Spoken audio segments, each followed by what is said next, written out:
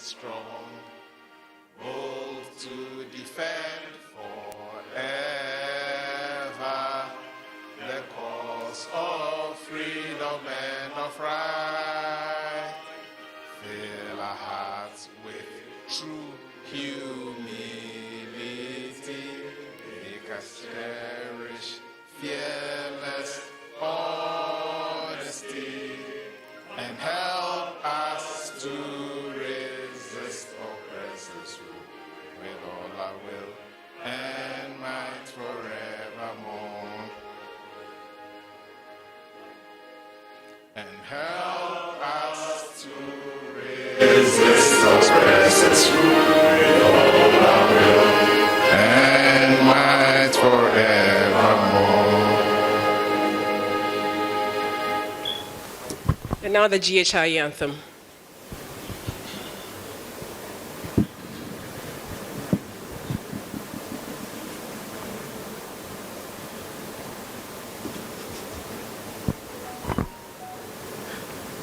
Can we have the words and the music?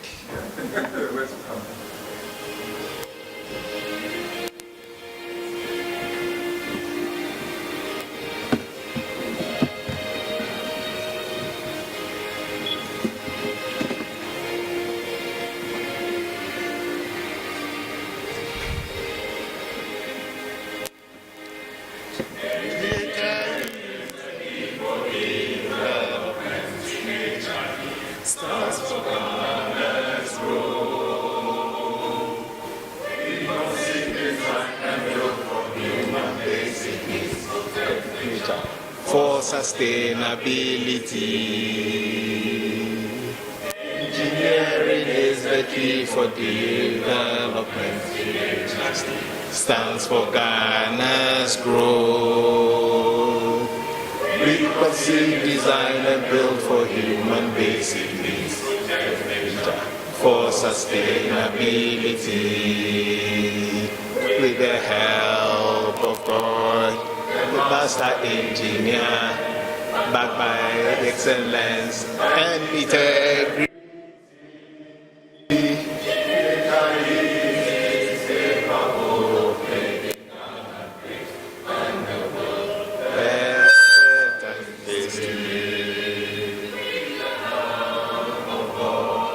The master engineer, backed by excellence and integrity.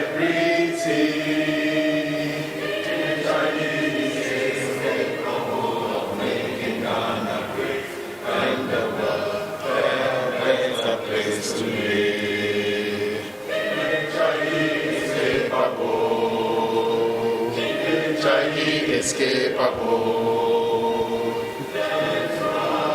And let our world go. Escapable. GhIE escapable. Let's rise and build our world.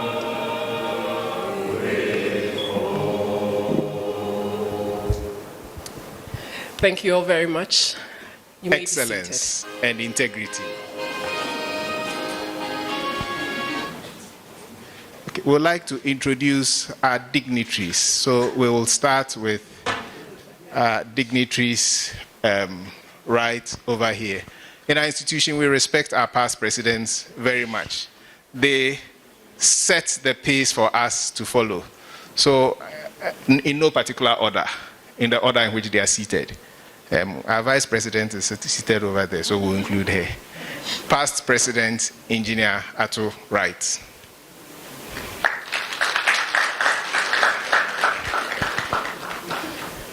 Okay, so our vice president is moving. Okay, you want to stay there. Okay, so that's our vice president, Engineer Sophia Tijani. Our second female vice president, for the record. Past President, Engineer Leslie Alex Aye. He is also a past president of the West African Federation of Engineering Organizations. Then the next is past President Engineer Mrs. Kalien Bushidid.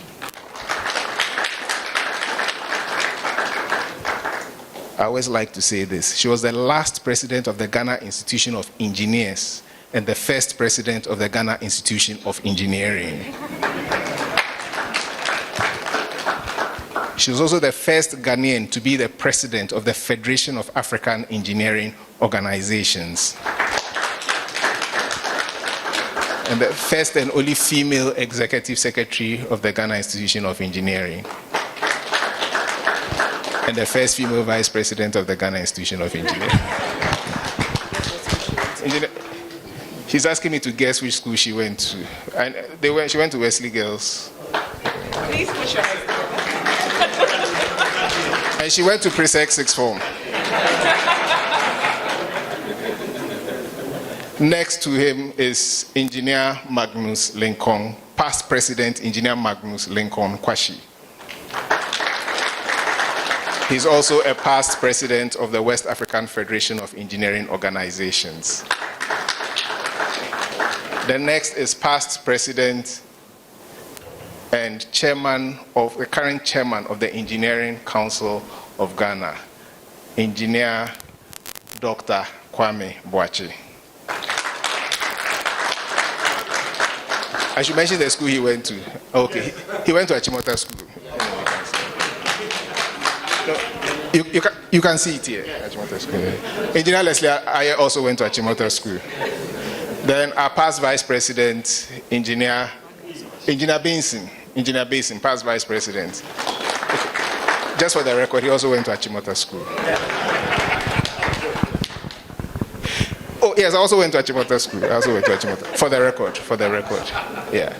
And then we want to acknowledge our president himself, the president of the Ghana Institution of Engineering, Engineer K.G. Bimpong, Chief Executive Officer of Messrs. Associated Consultants. And then our chair for the Professional Practice and Ethics Group, who also happens to be the chair of the Professional Practice Group, those who are organizing professional practice and ethics, Engineer Ludwig Anang Hesse. I've pronounced his name like a guy. Anang. It's not Anang. It's Anang. Yeah, he went to Presec. Just for the record. 2 Presecs, yes. Osu Presec, and then the Presec that Achimota will be defeating next week, Monday. For the record. Okay, so then our executive director of the Ghana Institution of Engineering, Engineer David Kweti Anyante. He went to Achimota Primary and added Presec to it. So for the record, just for the record, so engineer. I think at the end of GhIE. I think at the end of today's lecture, we'll know which school has actually dominated here today and has more power in this room today. It's okay, we'll get to that point. At this point, I'd like to call on Engineer Ludwig Hesse to acknowledge the dignitaries that are here. Please put your hands together for him.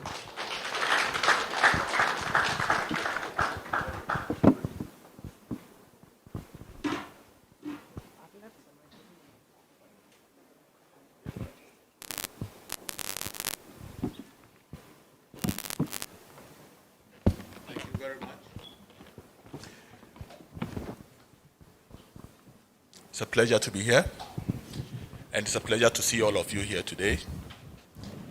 Engineer President, past presidents, members of council, and ladies and gentlemen, fellow engineering practitioners. When I was thinking of how to welcome us to this place today, I chanced on, I'm a Presbyterian and a moderator. I said that every one of us should read 4 chapters in the Bible every day. So normally, when I'm ready to take my bath, I do something before that. And that's when I try to cover the 4 chapters. And my wife really doesn't like that at all. She says, that's not the right place to do this. But I happened to, on Monday, read Psalm 14. And it stuck with me. It says, And one other thing, in the Psalms, the Jews understand when they write in poetry, they write one line, and then they say the same thing in the second line, as though to emphasize it, either the opposite or the same idea, but it's repeated. And this psalm starts and says, the fool says in his heart, there is no God. Then the second line says, they are corrupt, their deeds are vile. So the fool is the one who is corrupt. Verse 1. There's no one who does good. The Lord looks down from heaven on all mankind to see if there are any who understand and who seek God. All have turned away. All have become corrupt. There's no one who does good, not even one. Do all these evildoers know nothing? They devour my people as though eating bread.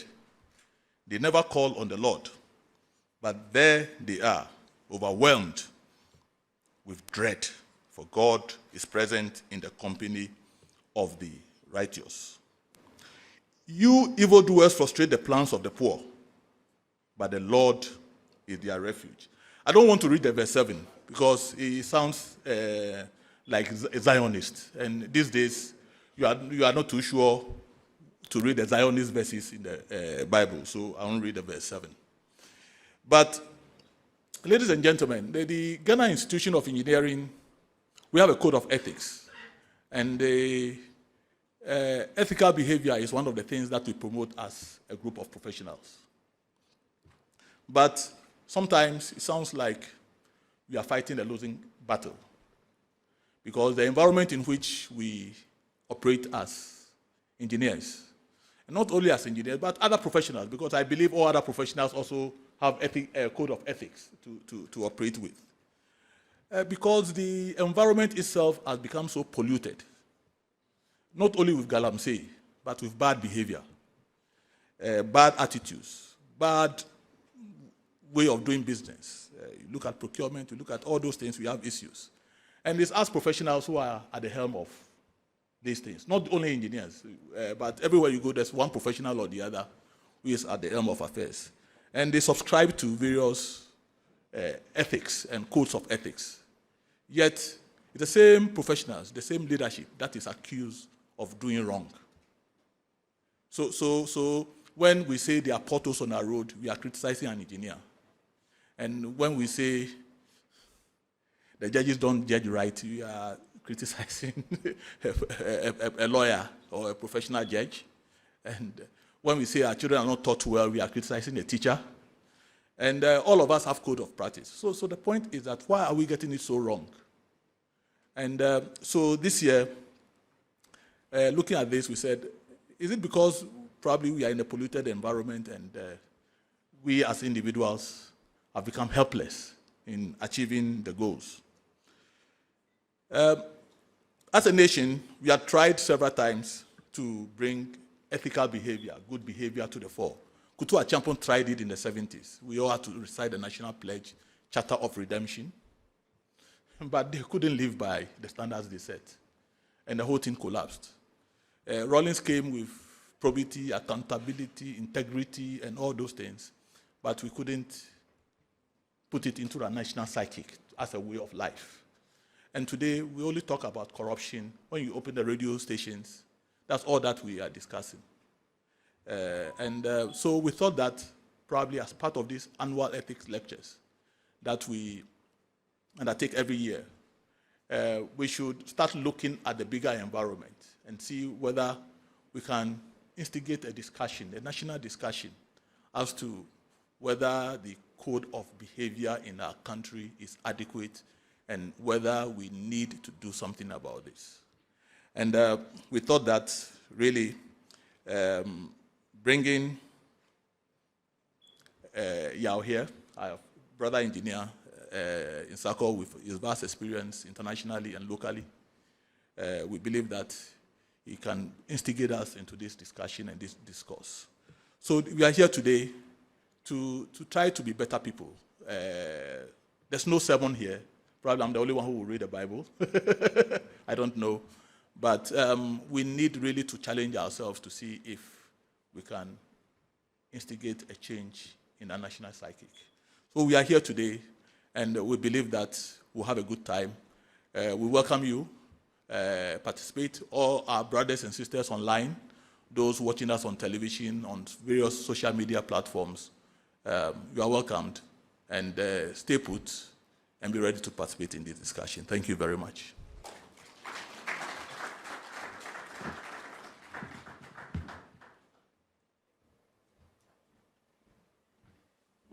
Thank you very much, Engineer Ludwig Hesse.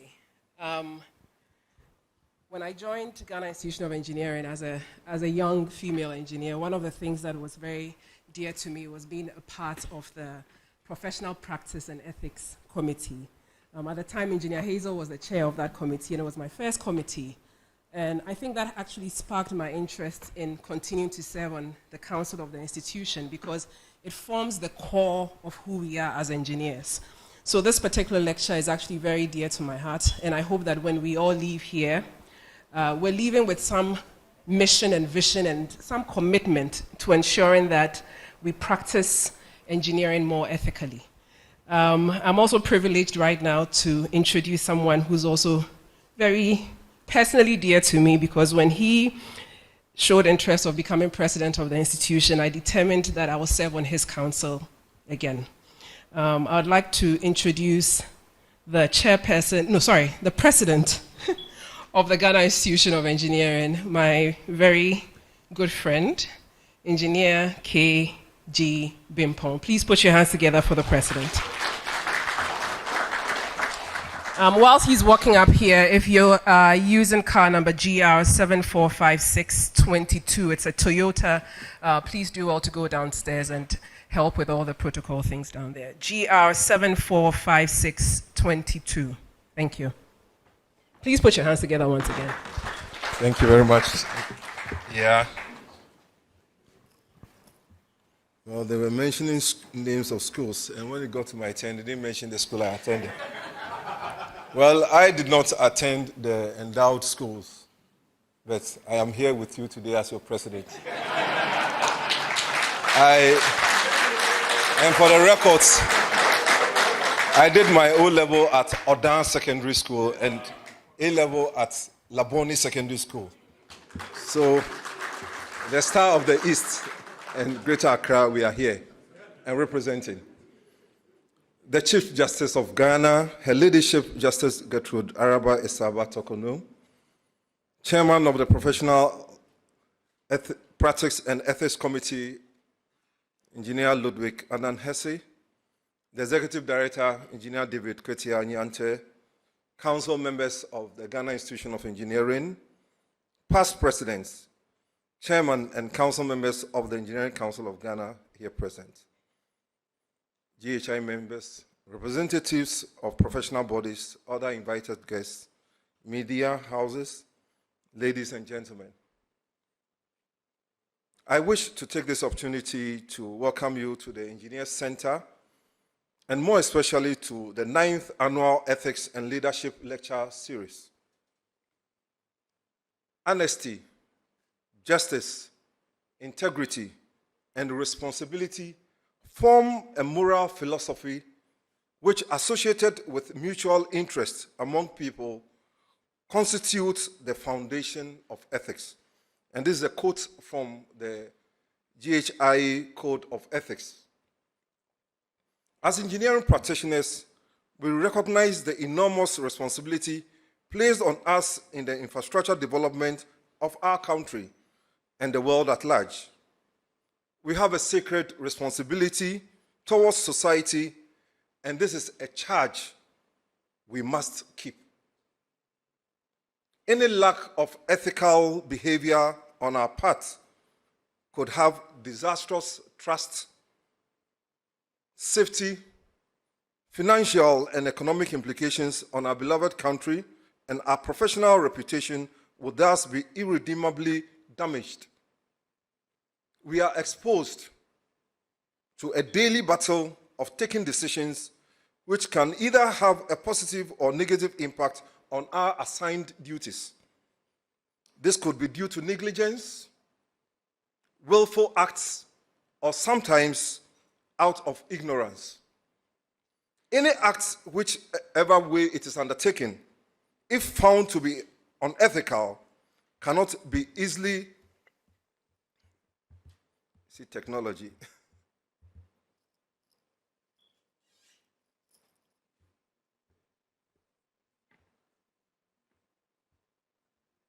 cannot be easily explained away. It is therefore important that as professionals, we constantly remind ourselves of our moral duty and calling to constantly strive for excellence in every aspect of our work and to be aware of the need to be ethical. As an institution, we have published a code of ethics which includes the engineer's oath, and it is expected to guide our practice. It is for this reason that we instituted the annual Ethics and Leadership Lecture Series in 2015 during the presidency of past President Engineer Magnus Lincoln Kwashi. And since then, we have had 8 lectures delivered on various topics by distinguished personalities. This year's lecture, in my estimation, will be no exception. We are pleased to have a seasoned engineer, marketer, leader, writer, public speaker, and a Pan-Africanist. And there are certain words that he uses a lot. Shall I mention them? Neoliberal, magical thinking, mindset revolution. Of course, I was with him in tech. In those days, he used to give lectures, but we will not go there.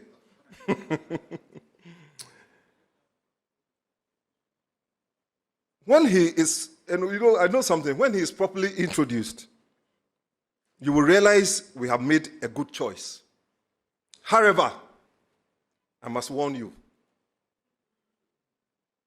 to fasten your seatbelts. You don't have any seatbelts here, but if you get your loins, as the Bible will put it, and be attentive, because I believe that, and I can bet that there will be no dull moment. Engineer Yao Insako, I'm looking forward to a slogan for today's delivery. Thank you all, and welcome again to today's lecture. Thank you.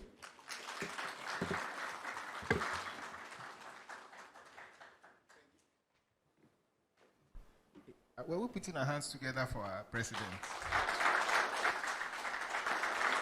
Engineer Kwabena Bimpong, thank you very much for welcoming us. I want to acknowledge the presence of the Executive Secretary of the Engineering Council of Ghana, Engineer Isaac Bedu. Our past Vice President, Engineer Theo Ni Okai. And then our past Vice President, Engineer Michael Kosi Levidede. I saw him somewhere. He has other names, he's not here, so I'll mention them. He used to be called Bolus, he was a bombardier, etc. So those who know. Next, we'll be inviting Engineer Executive Director to introduce our chairman for today. I wish I was the one introducing her. You see, 40 years ago by now, she was my English mistress in Achimota School. She taught me English, and she was my favorite teacher all time. I've written an article to that effect. Actually, on March 8th this year, on International Women's Day, I wrote an article. We were asked to write about women who have inspired us. I wrote that she's one of the people who has inspired me to become what I am today. And a month later, we saw the announcement that she had been nominated to become Chief Justice. All my classmates were sending me a message, and I was celebrating as if I had been made Chief Justice. Engineer David Kwete Anyante, please come and do the introduction. Please, I wasn't doing the introduction.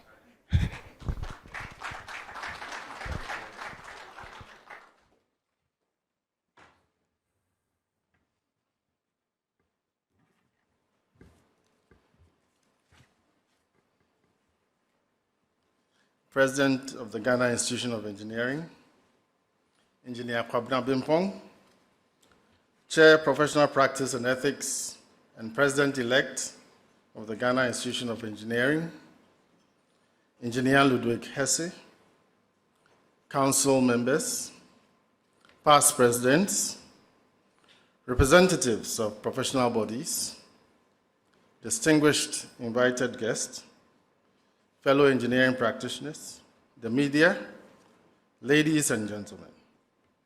Good evening and welcome to this highly anticipated event.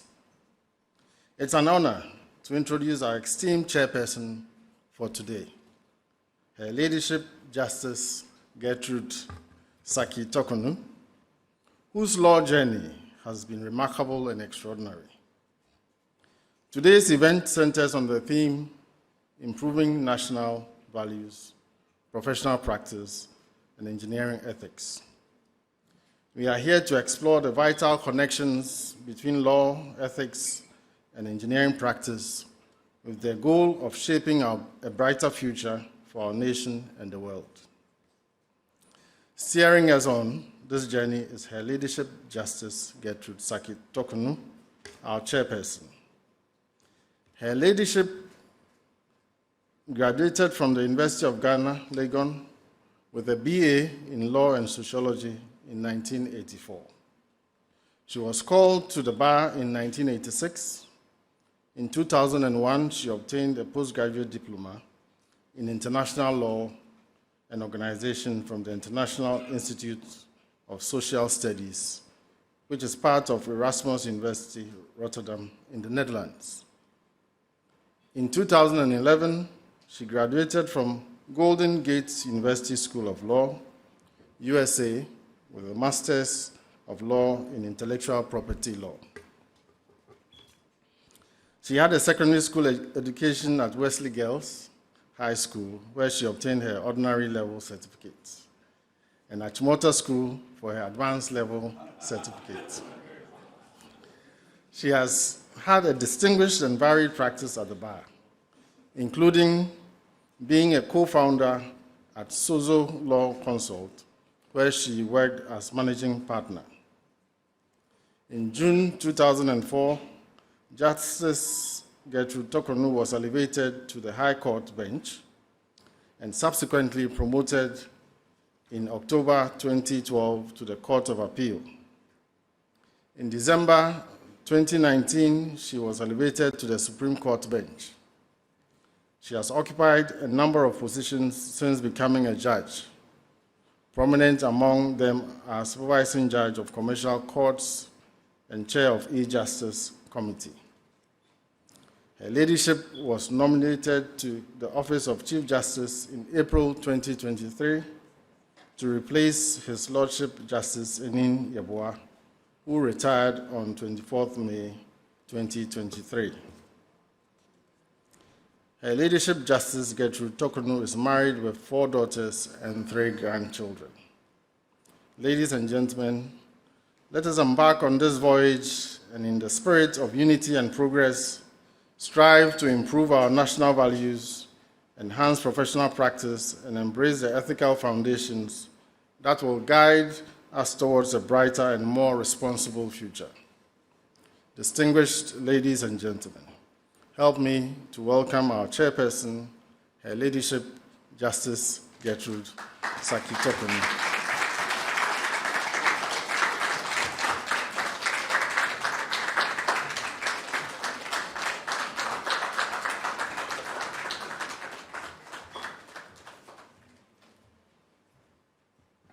Good evening. Kindly resume your seat. Thank you very much for the introduction. And please allow me to stand on existing protocols. The President, Ghana Institution of Engineering, the Executive Director, Ghana Institution of Engineering, members of the Ghana Institution of Engineering, past presidents, and somehow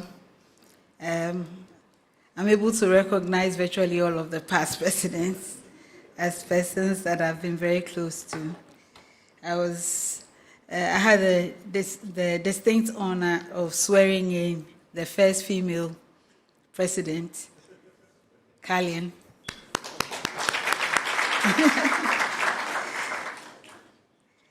Distinguished, and our speaker for tonight, who was also my student in Achimota School. Distinguished invited guests, as much as it is a homecoming for me to spend the evening with you, it is also an honor and privilege to sit in the chair for this very important event. And let me tell you why it's a homecoming for me.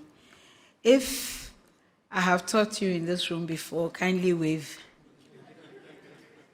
Not just in secondary school, but in contracts management. Then many of you are very young. But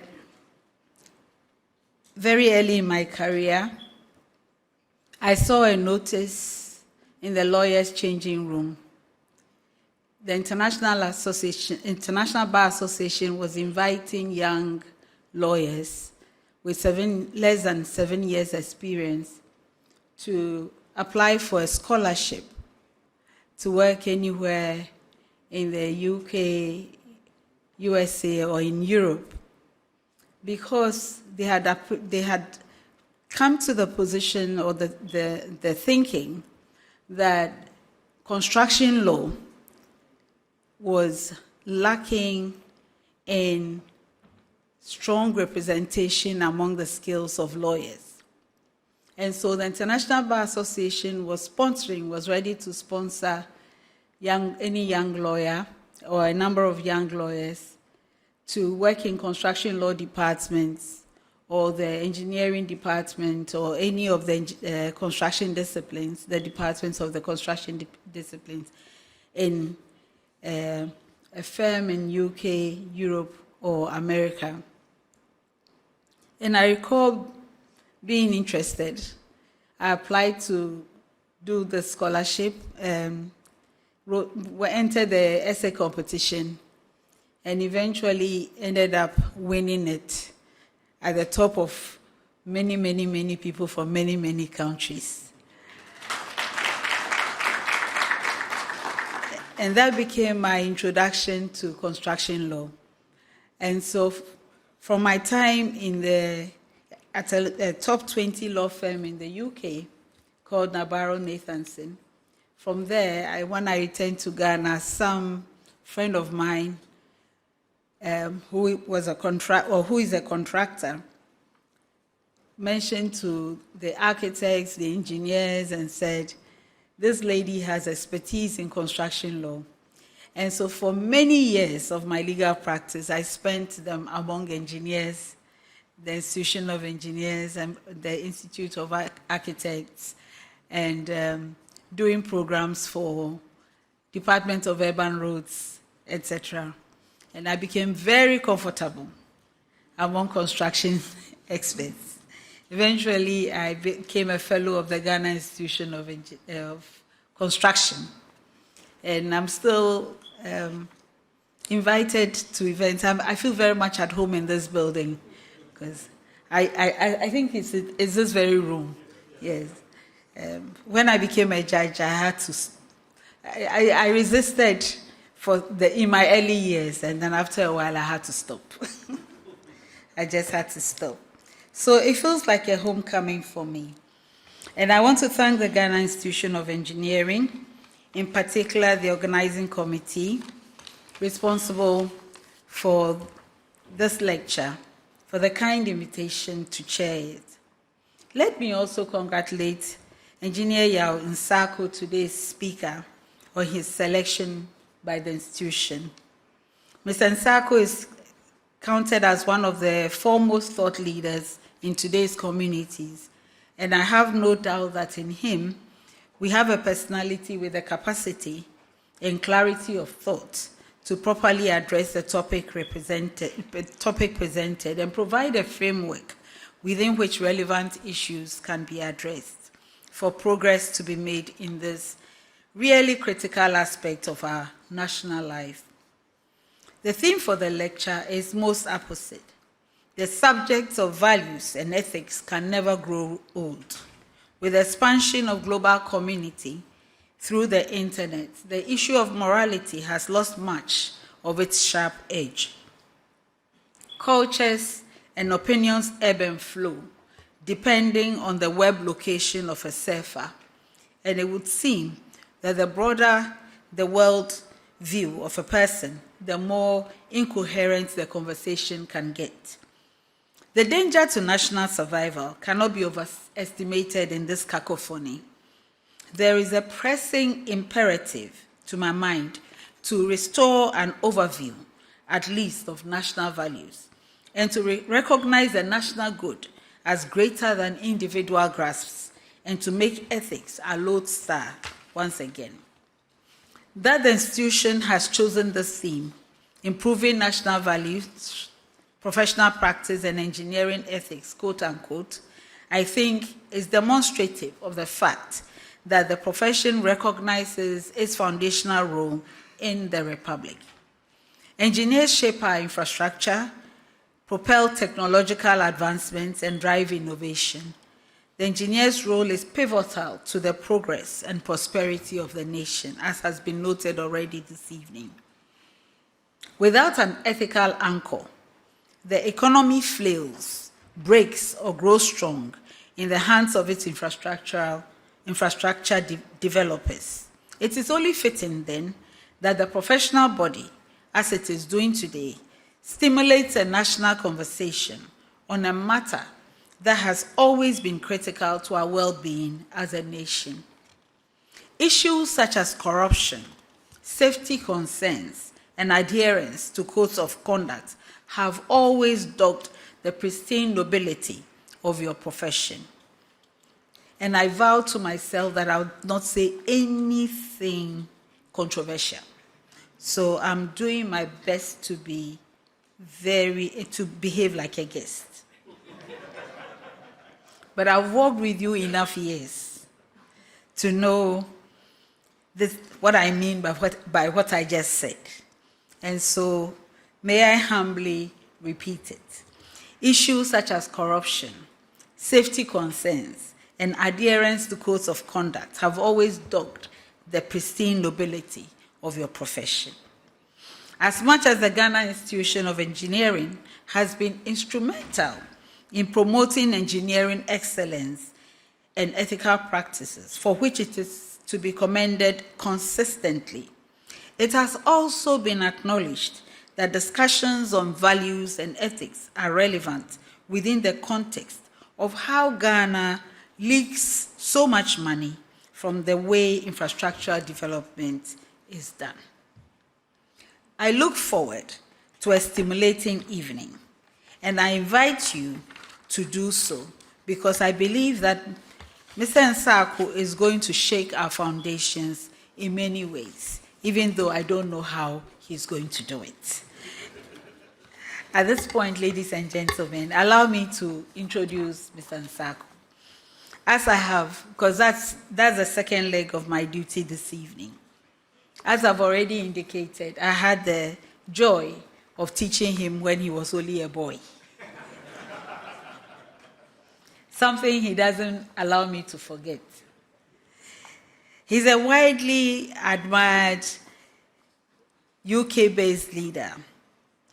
And from his profile, we gather that from 1993, he has worked with Unilever in various roles spanning from marketing director and board member, strategic assistant to executive member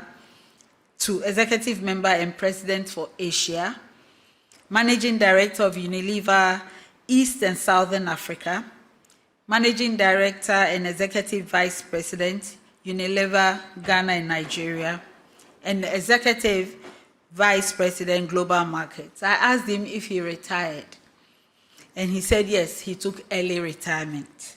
he wasn't old enough to be compulsorily retired. But he retired in 2023.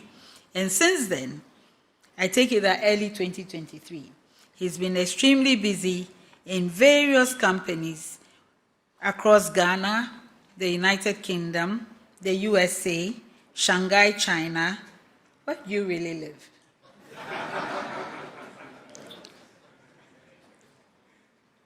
Currently, he's vice chairman and board member for Marketing Edge Brands and Advertising Excellence Awards Board, Nigeria. He's board member, I don't know what NED is, non-executive director, and board member of the Brain and Mind Center, Ghana, and non-executive director and board member of the Development Bank, Ghana, and board member of various organizations. Ladies and gentlemen, he's a young man, but he's done a lot. And he has focused on sharing his mind consistently with communities to shake all of us so that we can remain on the straight and narrow.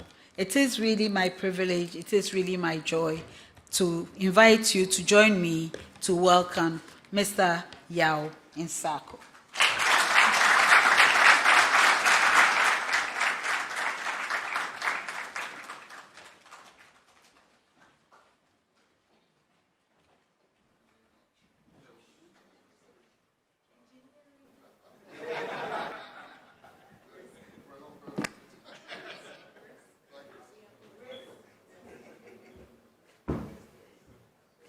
Sit down. Everybody stood up for me or her?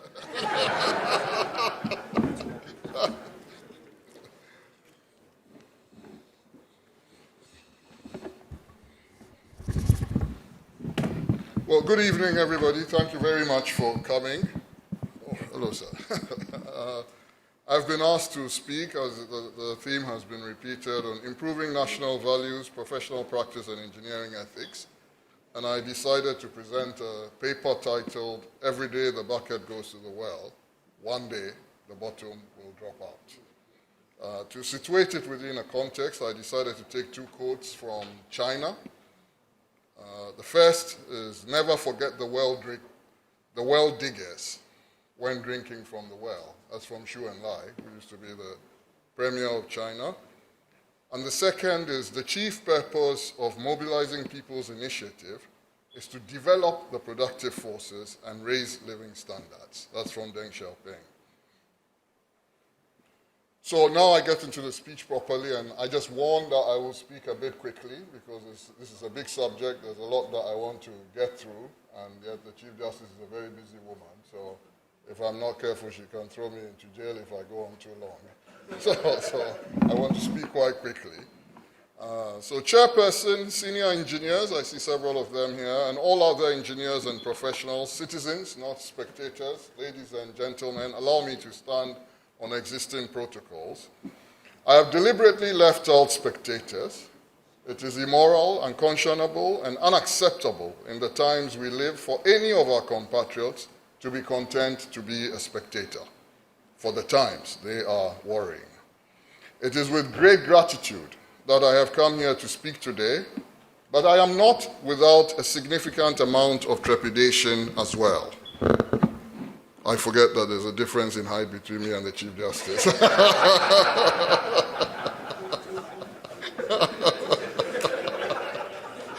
I didn't say in whose favor.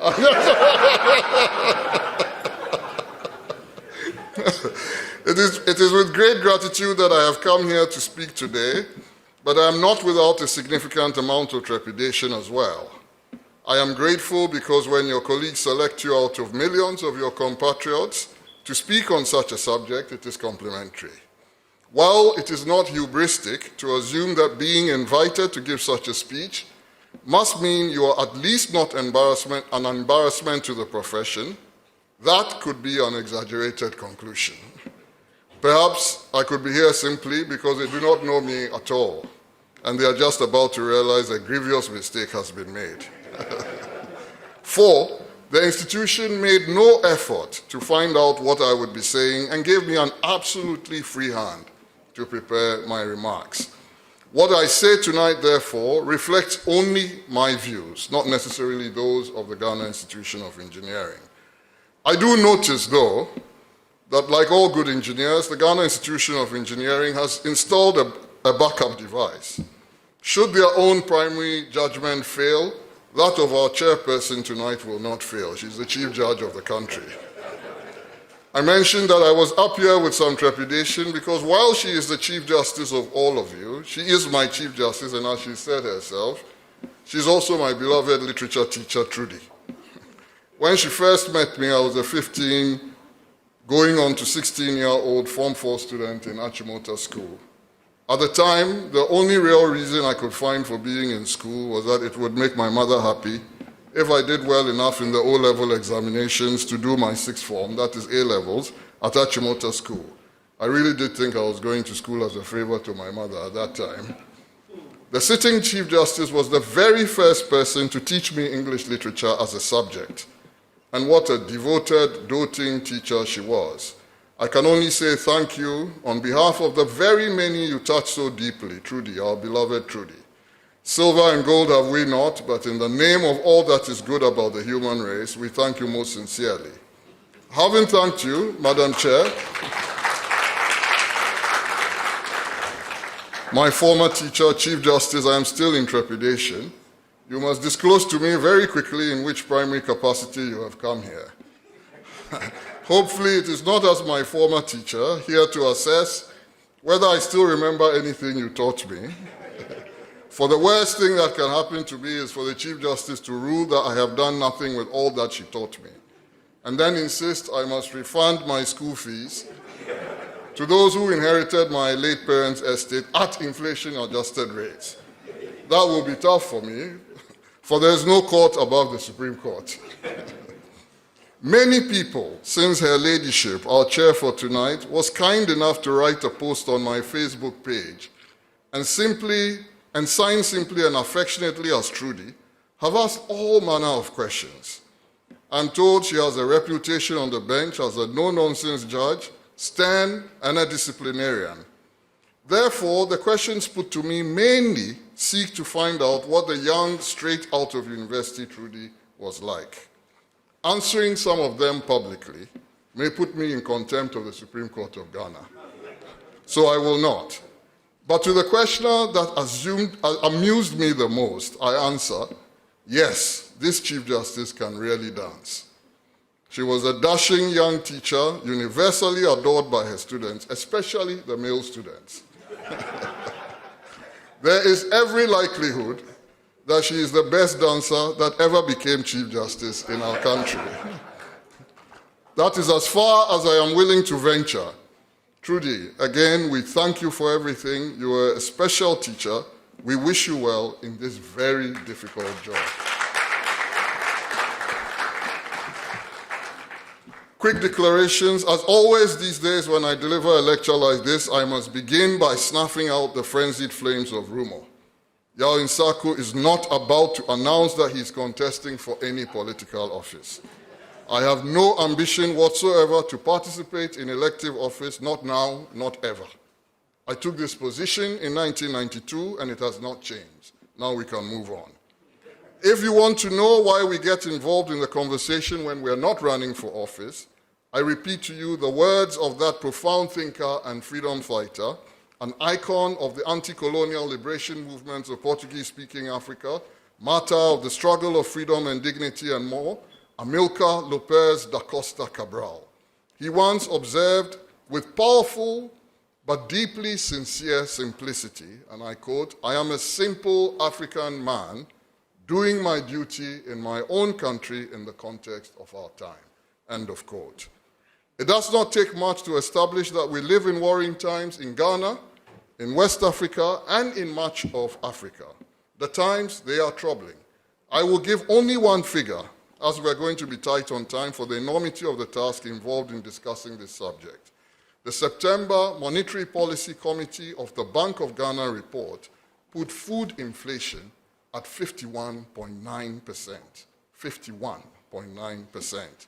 There is no other way to describe this than that it is an explosive disaster. This would be so anywhere, for food prices rising that fast will challenge the harmony and social stability of any country on earth. We cannot afford to be complacent when things are in this space, and we are also heading to elections in 2024. Too many people in Ghana live in mass misery.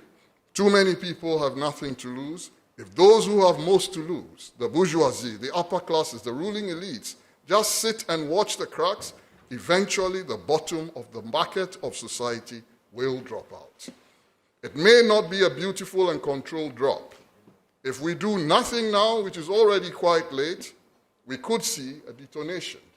James Baldwin's "The Fire Next Time" could easily become our fire right here. This must become an urgent responsibility for us all. We cannot sit and simply be spectators as the society falls apart. We get involved because we are citizens, not because we have partisan political ambitions. We, citizens, fought for and secured this Fourth Republic of Ghana. The Fourth Republican Constitution, however imperfect it may have turned out to be in the hands of a predatory political class, was born dripping with blood, tears, and sweat. The blood of the many patriots who died in battle against military dictatorship, the tears of the martyrs, the victims of persecution by the Ghanaian Gestapo of that era, and their relatives and loved ones who lived in fear at what could happen. Of course, as well as the sweat of all those who still try to eke out an honest buck in this impossible economic set of circumstances that characterize our existence.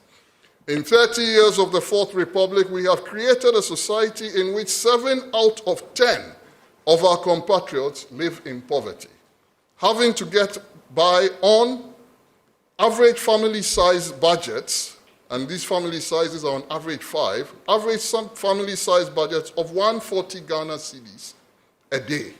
5 people, 140 Ghana cedis a day. That is the average that is available to 70% of the population. It is a crime against humanity that we have allowed this to happen. As though this is not enough, we have also created a society in which our entire ecological system is now endangered by illegal mining, what we call galamsey. We seem helpless as flora, fauna, water bodies, and the earth itself have become transmitters of death, morbidity, and poison. The tale of woe is long. About all I can say for this so-called democracy is that I can state even uncomplimentary facts about power before the Chief Justice and not risk liquidation or even arrest by the Ghanaian Gestapo. I concede that in this regard, things are less bad, but I do not celebrate at this. We have created this mess, and we must solve this mess. Or else, what will we tell the ancestors when we are reunited with them? That we just watch their toil and struggle dissipate as greedy and predatory neoliberal politicians squander the resources of the state and impoverish the masses further? Between 2000 and 2022, according to Afrobarometer, public approval of democracy has dropped by a whopping 1,200 basis points in this country. Read into that what you want, but it is a very worrying trend. Ladies and gentlemen, what will we say when we meet Professor Kojo Aduboahin, Kontopiat, Professor P.A.V. Ansah, Professor Kwame Jechi, Christian Apiaje, B.J. Darocha, Justice Amwasechi, Peter Alajete, and many of our ancestors who fought with their all to secure this dispensation? It is a very scary thought. What will we tell them when we also arrive at the land beyond the river?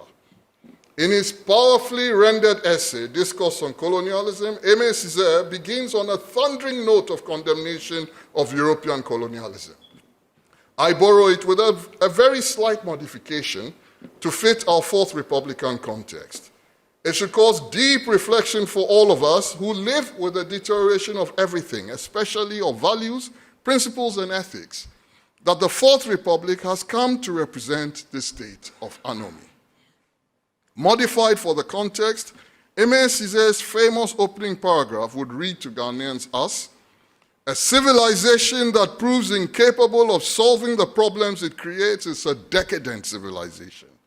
A civilization that chooses to close its eyes to its most crucial problems is a stricken civilization. A civilization that uses its principles for trickery and deceit is a dying civilization. The fact is that the so-called Fourth Republic of Ghana, as it has been shaped by 3 decades of bourgeois rule, is incapable of solving the 2 major problems to which its existence has given rise. The problem of mass misery and the anomie problem. That the ruling elite is unable to justify itself before the bar of reason or before the bar of conscience. And that, increasingly, it takes refuge in a hypocrisy which is all the more odious because it is less and less likely to deceive. Fighting and ominous words. Therefore, we, all of us, must solve our problems or else we die. The bottom will drop out. A night of orature, back to Dunia Cinema and Hotel Kumbaya in Nima, Accra. I was asked for a slogan, huh? As many know, I do not like to deliver lectures of over 45 minutes alone. Persuaded by the efficacy of the orature technique in our endogenous systems of communication, I prefer orature to the monologue lecture mode. It is worth saying that the writings of the late stalwart Pan-Africanist scholar, Professor Michel Remugo, convinced me the most on this. To properly set up a night of orature, I must go back to our heritage and rich traditions of storytelling. So here goes. At Dunia Cinema in Nima, where Chuck Norris was the king of kings and star celebrity, not all were as fortunate as our now highly reputed psychologist Norte Dua and his friend Danjuma Wangyu. Norte and Danjuma had the funds to pay the entrance fee to enter and see the film. Many others did not, for in those days and even now, Nima was home to many who merely survived rather than thrived. When any Chuck Norris movie ended, there would be a crowd of expectant youth waiting to hear about the latest exploits of their star and celebrity, the revered Chuck Norris, the man they fondly called Chuku Norris. This expectant crowd would shout as soon as they saw the filmgoers exit, asking how the great Chuku Norris had managed to liquidate and stampede the bad guys this time. For Chuku Norris was known indeed to stampede his enemies to death. In response to this question, the privileged filmgoers like Norte Dua, my good friend, would be ready. They too would scream back to their excited audience, "Ha! Chuku Norris, ina stampede." And the now frenzied crowd, eager to hear more, would part ask and part say, hoping for more details. Nah, serious. Almost with rhythmic choral orchestration, the spaces between Dunia Cinema and Hotel Kumbaya would then be filled with equally reverberating chants. Nah, stampede. Nah, serious. Nah, stampede. Nah, serious. Nah, stampede. Nah, serious. I suspect those of you familiar with orature techniques have figured out already that this is going to be our chant tonight. We will give this speech together. When I say, "Nah, stampede," I want you to bring the roof down by screaming louder than the crowd at Dunia Cinema. Nah, serious. There will be no tolerance of bourgeois stiffness. Even her ladyship will join us, for she does what her favorite student wants, so long as it keeps him focused on his work. That is the way it always was, and that is the way it is going to be. At least that is my version, and I'm sticking to it. So shall we try the chant? Nah, stampede. Nah, stampede. Okay, let's go. Now let us get on with what we are here for, discussing under the theme Improving National Values, Professional Practice, and Engineering Ethics, a paper titled with inspiration from one of the biggest global superstars to ever have graced the surface of this earth, the revolutionary reggae singer Robert Nesta Marley. Every day the bucket goes to the well, one day the bottom will drop out. A short stop to deal with definitions. As you know, I am no academic, I am an area boy. Therefore, I will not be detained by detailed explanations and definitions. I am incapable of doing so. Yet, it is important that we establish uniformity of understanding of what we are discussing. Let us begin with some views of academics who also happen to be professionals. The book, Values and Ethics in Coaching, written by 3 leading scholars on the subject of professional ethics, Professor Iona Iordanu, Rachel Hawley, and Christiana Iordanu, is very highly regarded by many. The foreword to the book is written by Professor David Clutterbuck, in my view, one of the most respected voices in the worlds of leadership and coaching. A few quotes from this book should do for our purposes today.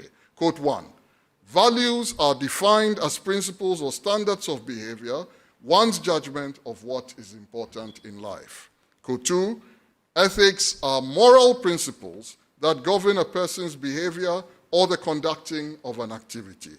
Quote 3, the ethical prism weighs the dimensions of the personal, institutional, social, and political factors. And the last and fourth quote from the book, values and ethics sit hand in hand. I repeat that, values and ethics sit hand in hand. The academic literature on ethics and values is, of course, heavily influenced and perhaps even subordinate to work done on moral philosophy. It is only fitting, therefore, that I provide a bridge between these definitions, trained mainly on the professional context and philosophy, by quoting Henry Foucault when he writes, and I quote, every society has its own regime of truth, its general politics of truth, end of quote.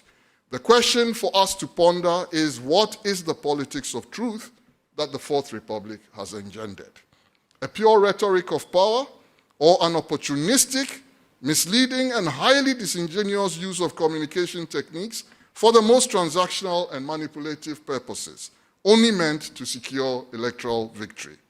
Professor Kwame GhIE, for those of us who were fortunate to know him, a very modest man, but by any criteria, one of the most influential philosophers from Africa in the post-colonial era, once made the following telling comment, and I quote, the African worldview is essentially a moral one, in which the ethical dimension is central. End of quote. In that statement, the incomparable Kwame GhIE shows again that positive considerations about values and ethics are indigenous to Africa. Those were not imported. Therefore, the derailment and sham consequences of neoliberal democracy cannot stem from any uniquely African characteristics. They arise from primeval tendencies toward greed and predatory acquisitiveness by our elites, André Gunda Frank's the lumpen bourgeoisie. We shall now turn our attention, having briefly established definitional clarity, to whether Ghana has a problem with ethics and values at all. I think we do, but let us see. Nas Tampidi. The moral dilemma of neoliberal capitalism and some of its fallouts.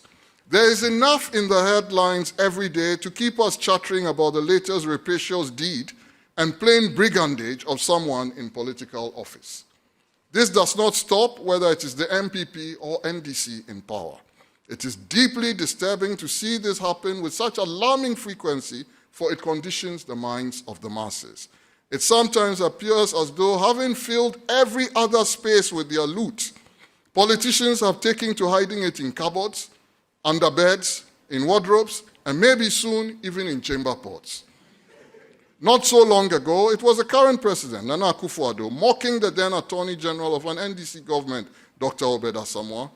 The newspaper headlines had alleged that one of Obed's domestic workers had stolen money from a stash under his bed or in a cupboard. Akufo-Addo shot back at his John Kuble Enu Memorial Lecture. Mr. Chairman, what a theft. Mr. Chairman, what a cupboard. And we clapped. If recent news reports are to be believed, then following the adage, one good turn deserves another, the cupboard seems to have reappeared in the era of the MPP too. But this time, it was greeted with relative silence, not an Akufo-Addo exclamation about the nature of the cupboard. The Fourth Republic has spawned many big and unaccountable men.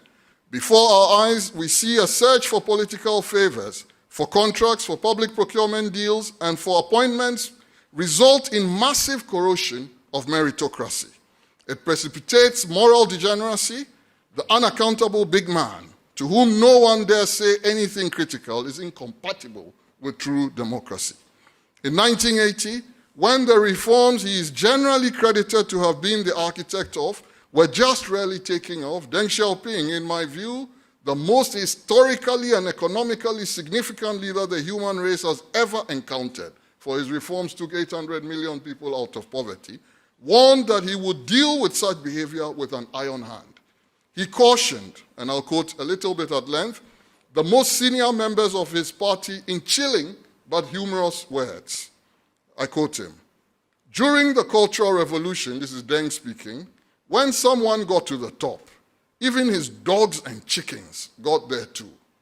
Likewise, when someone got into trouble, even the distant relatives were dragged down with him. This situation became very serious. Even now, the abominable practice of appointing people through favoritism and factionalism continues unchecked in some regions, departments, and units.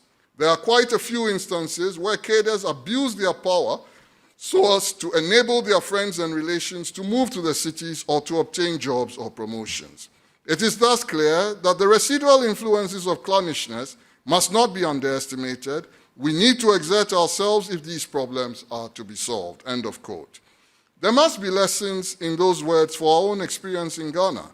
But if Deng Xiaoping was speaking about Fourth Republican Ghana, he may have had to say that when someone gets to the top, even his dogs, chickens, and side chicks get to the top too. Nas, Tampidi. Such conspicuous excess and abuse of office leads to a knock in confidence of the democratic process. It can eventually lead to explosive consequences, part of the proverbial bottom dropping out. Egregious inequality, meaning inequality that leaves the majority in mass misery, is the chief driver of social instability.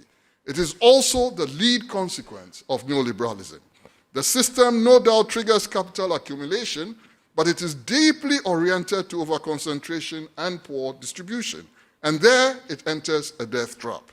The Oxfam World Inequality Report 2022 states ominously that, and I quote, "The richest 1% of the global population bagged 82% of the wealth generated last year." You heard that right. The richest 1% of the global population bagged 82% of the wealth generated last year.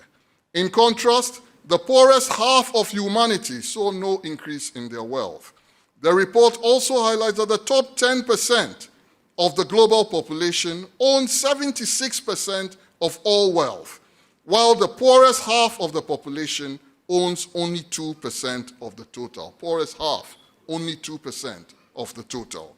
This inequality is driven by factors such as tax evasion, erosion of workers' rights, cost-cutting, and firms' influence on policy.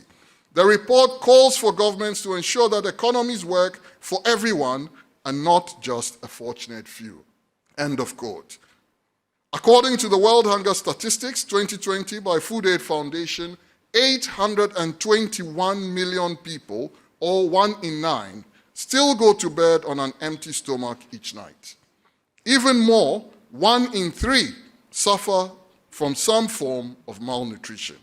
The Global Report on Food Crisis 2022, remember 1 in 9 go to bed with no food, hungry. The Global Report on Food Crisis 2022 by the Global Network Against Food Crisis then reveals that more than 900 million tons of food is thrown away every year.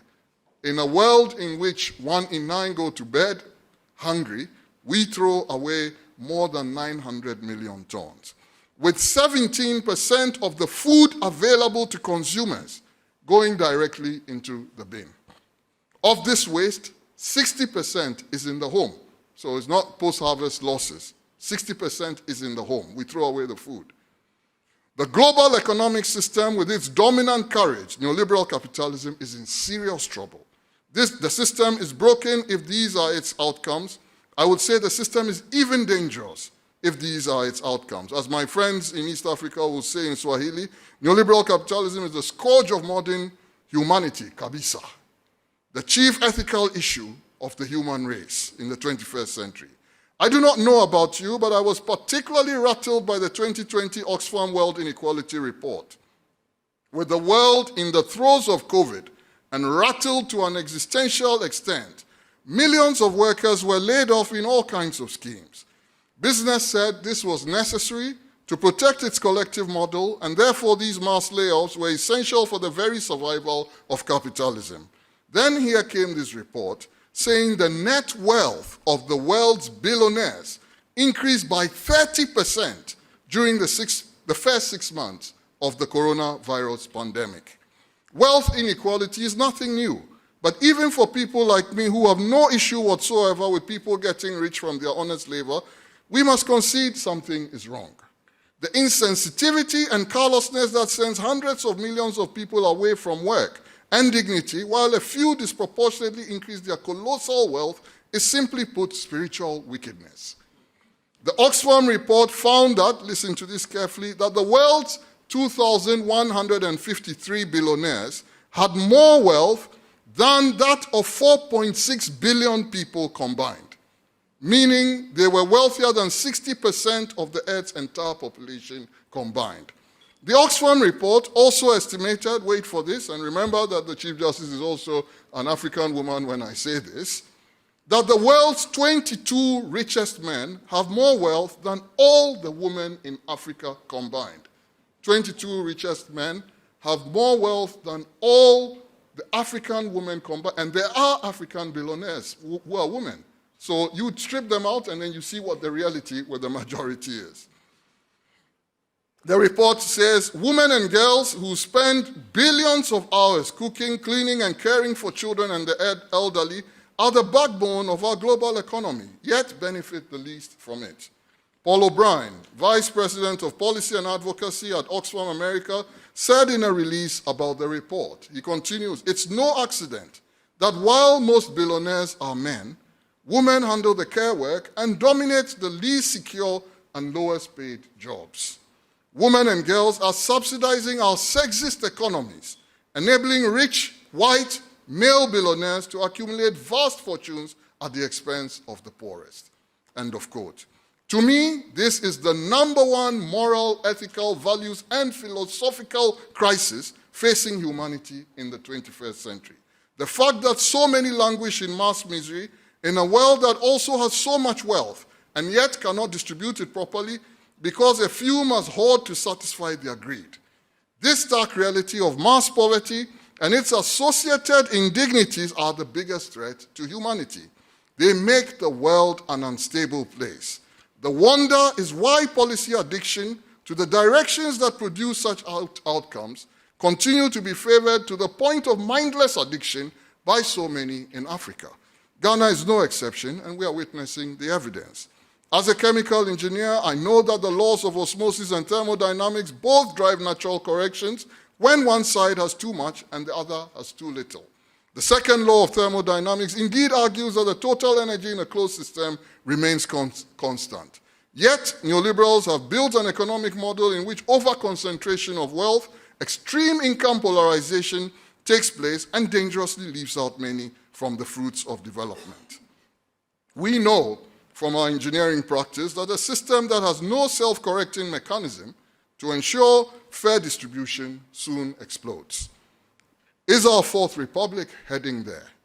As some of the rich politicians on both sides of the duopoly watch mass misery in our midst and yet continue to grab with both hands, their mouths, their feet, everything they can use, to stash away under beds, in cupboards and wardrobes, under mattresses and wherever else. In Nigeria, people even hid money in polytank water tanks and buried them. Predatory acquisitiveness can make people mad, it seems. How can you bury dollars in a polytank and then you forget? So someone else went and found he had so much money he had forgotten there was a full tank of dollars that he had buried. The great Aimé Césaire thundered at European colonialism in 1915. His book earlier referred to the immortal words that almost grew to become one of the most used slogans of the anti-colonial movements globally. Colonialism, I'm quoting Aimé Césaire, equals thingification. To make a people an object, to make its culture an object is a fundamentally dehumanizing process, end of quote. I will again modify Césaire's immortal words for our context. Neoliberalism equals thingification. I promised somebody that I will not make too much noise about VRA today, but I'll only say that when we engineers get to a place where they can say to people, we told you to move and we did not move, so we have drowned you, those people have been thingified. I am willing to take an oath that that could never have been done in cantonments. But the people of Mipe have been thingified. So we do these things and we just move on. But I made a promise, so I'll try to keep to it. That is the only explanation I can give for one human being sending another out of a job when his, and it is usually his, own wealth is growing by 30%. Why do you send somebody home? So that they don't have a salary, they can't eat, they can't take care of their family, and your wealth is growing by 30%. What are you trying to improve the margins for? How else can I explain that we do nothing about illegal mining, Galamsey, poisoning our compatriots? Would we be so quiet and indifferent if we had to drink polluted water in Laboni, cantonments, airport residential area, Ridge, and so on? It can only be fully explained by accepting that we see some of our compatriots as less human than us. Therefore, we simply do not care enough about their conditions of existence, and that is thingification. Fourth Republican politics has led to thingification of the poor electorate. They are viewed as thumbprints on a ballot paper, no more. Else, how in God's almighty name can we live unconcerned, undisturbed, and unperturbed when the April Partners Report published stark realities in June 2023 about poverty in this country and drew attention to such stark and disturbing statistics? Now, Stampede. There is a fire on the mountain. I agonized about how to approach this subject. Was I to focus on spectacular individual failings, or in the relatively short time available, should I tackle systemic root causes? They say the problem is us, Ghanaians, and our ways. If only we could change our bad behavior, everything would be heavenly. I find it frustrating, even irritating, to hear politicians on both sides make this argument as their bid to abdicate leadership responsibility. Who on earth do they think they are going to lead when they come campaigning for votes? Cats and dogs? It is us, Ghanaians. So why do they fight so hard to lead us and then turn around to say they are unsuccessful in office because of us? This is how we were when they, the politicians, were in opposition and pleading for a chance to lead us. We have not changed. And getting office in Ghana means you will lead Ghanaians, not people from Antarctica. This sterile plea must stop or be halted by we, the people. Now, Stampede. As fate would have it, I watched a lecture by the outstanding Ugandan political scientist, Professor Mahmoud Mamdani. In discussing one of his many influential books, he made a critique of the Nuremberg trial model. The Nuremberg model has been adopted by many nations that emerged from crisis since the end of World War II. Professor Mamdani argued convincingly, in my view, that an over-focus on individual perpetrators can lead to a de-emphasis of actual systemic root causes that need to be addressed. There and then, I knew I was going to focus more on systemic root causes of our national condition in the Fourth Republic than on individual actors. 30 years on, one of the sad and inescapable conclusions of our neoliberal democratic journey is that when in power, the two parties and their lead politicians are not that different. Corruption has remained a big issue both under NDC and MPP governments, despite what their leaders say on campaign platforms. As for us, the helpless masses, we console ourselves by saying helplessly in pidgin English, country broke or country no broke, we day inside. Nah, Stampede. My boss and big brother, Paul Polman, never stopped saying to us that we must work on the forest and not in the forest. It is easy to get lost in the weeds and think you are making progress, but the real opportunity is to make structural and fundamental changes to the entire ecosystem.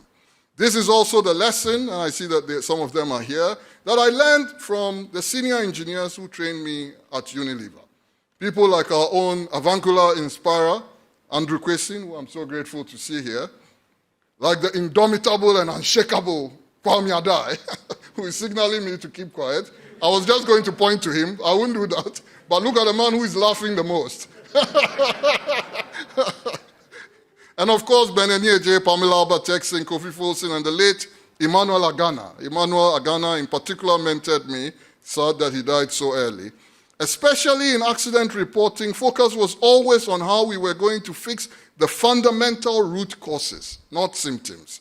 Any number of the quality gurus would tell you this for free. From W. Edwards Deming, I'm with an engineering crowd, so I think you know these names, and Joseph Juran, through to Kaoru Ishikawa, Genichi Taguchi, and Akio Morita, to Philip Crosby, Shigeo Shingo, and many more. Of course, to me, the greatest quality master of all time is my first manager, Joseph Tusa, the formidable biochemist who took me under his wings when I joined Unilever as a national serviceman. God bless all my bosses. I will keep fidelity with that training, therefore, and focus on systemic matters. Before doing so, though, it is worth establishing that we do have a major crisis of ethics and values in this country with some simple illustrations. The Ghana Integrity of Public Services Survey, GhIE-PSS, is a survey conducted by the Ghana Statistical Service in partnership with the Commission for Human Rights and Administrative Justice and the United Nations Office on Drugs and Crime, UNODC. This survey aims to provide internationally comparable measures of corruption and support the implementation of policies to achieve Sustainable Development Goal 16, which seeks to substantially reduce corruption and bribery in all their forms. The 2021 Made in Ghana Integrity of Public Services Survey report, which was launched on July 21st, 2022, revealed that almost 5 billion cedis was paid in cash as bribes to public officials last year, 5 billion. The report also indicated that 9 out of 10 bribes were paid in cash. You heard that right, cash. Any wonder beds, wardrobes, chamber pots, and cupboards are now hiding unholy stashes of loot. They demand money for favors in the public sector, and they want it in cash. Because go electronic, and you may be hauled before Her Ladyship, the Chief Justice, to explain the transaction trail. In fact, this week, those of you who follow the story would have seen somebody who is trying to become an MP for one of the political parties saying not only did he have cash, he said he has dollar. He would do better than his contestant because he has top dollar. It's not a CD that he's going to get. He's bragging about this to the media. To facilitate such evil flows of funds, our political elites have created a dense and opaque climate for the movement of huge amounts of money, so their footsteps, dripping with ill-gotten wealth, cannot be tracked. The pointers to this are many, and I will not dwell on them, but study the Auditor General's annual reports, the perception studies of Afrobarometer, the Global Financial Secrecy Index, and many more. Sadly, they point to the same trend. That we may still apply Professor Kofi Awono's expression when he described the Supreme Military Council of General Kutu Achampon. The Fourth Republic seems to have collapsed into an elite compromise that has supervised an era of organized thuggery and brigandage. Now, stampede. The rise of anomy conditions and non-beneficial culture. Amilcar Cabral was right when he described freedom itself as first and foremost an act of culture. So is political corruption and the attendant collapse of values and ethics. I hasten to add that I see culture as a consequence of deliberate choices, of acts of omission and acts of commission. Culture is not genetic. It is learned behavior, first as individuals and then at scale as society. Therefore, with courageous and determined leadership, culture can be made wholesome. That is an inescapable lesson from history. Wherever the rule of law is established and respected and enforced by competent states, culture shapes up. Unfortunately, neoliberalism preaches retrenchment of states, with the result that we end up with incompetent states that cannot enforce their own good laws. Which law in this world that has helped other societies move forward do we not have on our books in Ghana? Yet we cannot enforce them. So we are saddled with the dangers of illegal mining, haphazard building practices, chronic noise pollution, indiscriminate littering, feudal land grabbing practices, open defecation at higher levels than we should tolerate, burglary, indiscipline on our roads, leading to unacceptably high fatalities, official corruption, and now as you heard, even official drowning of people, and much more, that is simply contemptible. For which of these do we not have laws? Yet the anomie beat goes on. When people begin to realize there is no certain consequence for breaking the law, they take liberties with it. Incompetent states breed Robinson Crusoe societies. Therefore, and in Robinson Crusoe societies, you soon get Santa Claus democracies like we have now. The politicians show up once every 4 years, bearing gifts like Santa Claus at Christmas for the populace. Sometimes I'm told the gifts even include the traditional tool for administering enema, what is known in the local parlance as Bantua. When people are willing to give their votes for Bantua, they are also saying in their own way that they have lost confidence in the politics of the elite. For they do not behave in the same way when it comes to selection of their paramount chiefs. Unsurprisingly, dangerous deviations begin to show up in the space of the moral culture of the people. I will illustrate with a few anecdotes and sayings that are common in Ghana.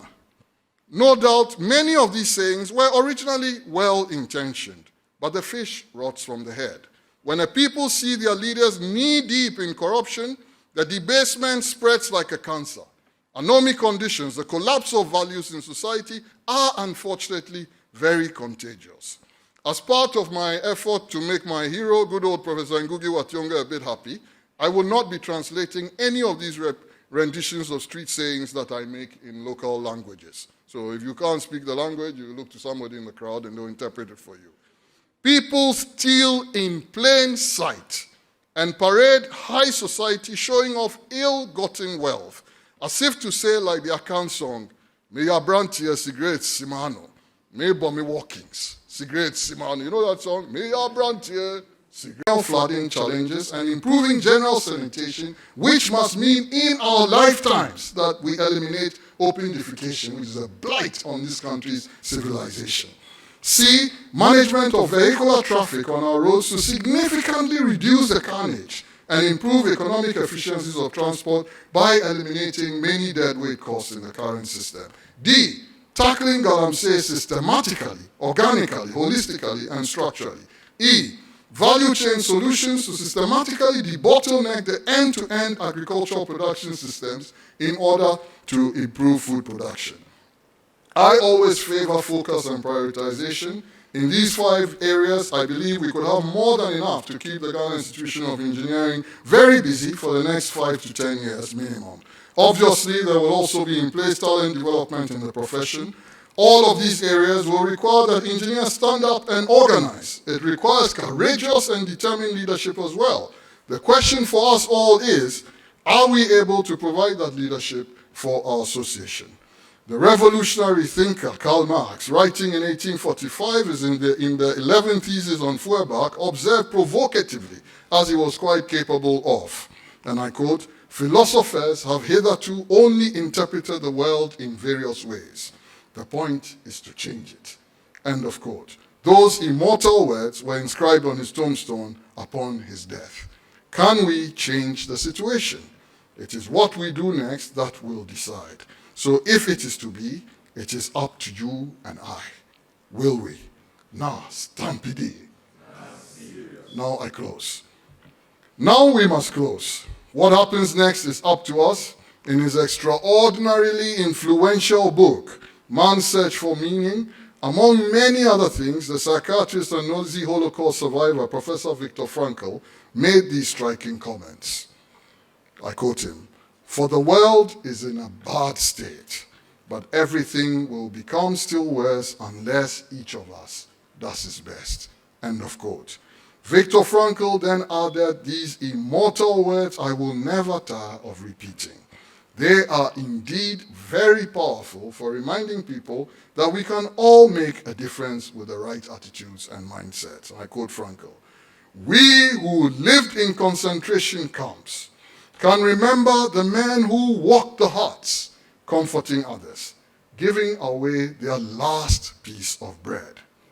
They may have been few in number, but they offer sufficient proof that everything can be taken from a man but one thing, the last of the human freedoms, to choose one's attitude in any given set of circumstances, to choose one's own way. End of quote. We have agency. That is the point of Frankl, even in the middle of this mess, to choose our own way. Which road will we choose? The road that liberates the productive forces to improve the livelihoods of all our compatriots, or the neoliberal road that enriches a small elite, corrupts the system to the point of destruction, and leaves our society dripping with mass misery? We each and collectively have a choice to make. It will definitely be worth the time and energy required for each of us to reflect on these words of the incomparable Amilcar Cabral, and I quote, "Therefore, national liberation takes place when and only when the national productive forces are completely free of all kinds of foreign domination. The liberation of productive forces and consequently of the ability to determine the mode of production most appropriate to the evolution or growth of the liberated people necessarily opens up new prospects for the cultural development of the society in question by returning to that society all its capacity to create progress." Cabral continued, "The more one realizes that the chief goal of the liberation movement goes beyond the achievement of political independence to the superior level of complete liberation of the productive forces and the construction of economic, social, and cultural progress of the people, the more evident is the necessity of undertaking a selective analysis of the values of the culture within the framework of the struggle for liberation." End of quote. This is true not just about independence. It holds validity in the cases of our search for true democracy, good governance, development, indeed everything. They say in Swahili when they say uhuru, they mean independence, freedom. And Pio Gama Pinto used to say uhuru must mean uhuru for the masses. The day is coming, I hope, if we are willing to dare everything and work hard, when we, like James Baldwin, faced with the hopelessness of the present, shall also be able to say, like Baldwin, "The very moment I thought I was lost, my dungeon shook and my chains fell off." Before that day arrives, though, I leave you with inspiration of the slogan of the Portuguese-speaking anti-colonial freedom fighters and that of their Cuban comrades. "A luta continua hasta la victoria semper, victoria certa." Africa, Maibuye, thank you for listening. I'm done.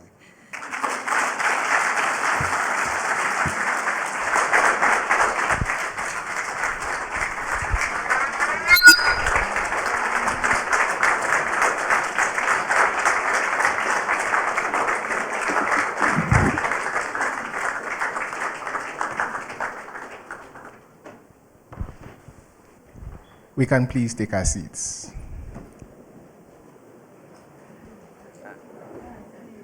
There's going to be a time for vote of thanks, but before we do that, I want to ask everyone to put their hands together once again for an hour or so. I know you said you were going to speak for 45 minutes, but at a point we were trying to hold up, time is up, but I kept telling Harold, we're so engaged in this conversation. As engineers that were here, we're committed to change. We're all met with systemic issues that sometimes makes it difficult for us to also go through with our endeavors. But it's a promise that we're all taking away from this event today, that as engineers, we should remember that the buck stops with us. When he was talking, I kept looking at the front row, and I was looking at all the IPPs who have selflessly put themselves on the line to cause change in this institution. And we're riding on the shoulders of all these wonderful people and saying to ourselves as engineers that the time is now for us to ensure that things are done differently. So thank you. I assure you that we've listened to you, we hear you, we understand what the situation is on the ground. It may be different when we look at it from the engineering perspective, but it's going to change. And for the more serious issues that we've discussed, we realize that it's going to take a lot of stampede to go through that. So now stampede. Thank you very much. I mean, this one I can only say senior. Thank you very much. Would like to open the floor for questions. I don't know the kind of question you want to ask after this, but the floor is still open for questions. If you have clarifications. And we want, please, our time is fast spent. Let's get to the point. We've had one speaker already. We don't want a second speaker. If you have a question, ask the question, brief and to the point. Don't give a lecture and don't tell us you've given us a very brilliant speech and I remember ABC. No. Please, straight to the point. Thank you very much. So we'll come down. I think what we'll do is we'll take about three questions, and then we'll come down with the microphones for anyone who has any questions. Engineer Basin, please brief and to the point.